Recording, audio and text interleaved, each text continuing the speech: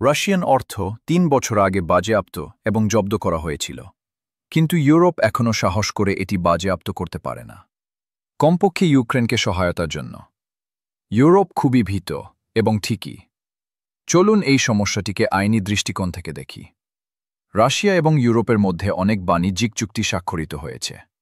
আনুষ্ঠানিকভাবে কোনো যুদ্ধ হয়নি, কেউ যুদ্ধ ঘোষণা করেনি, এবং হঠাৎ ইউরোপীয় ইউনিয়ন রাশিয়ান অর্থ জব্দ করছে।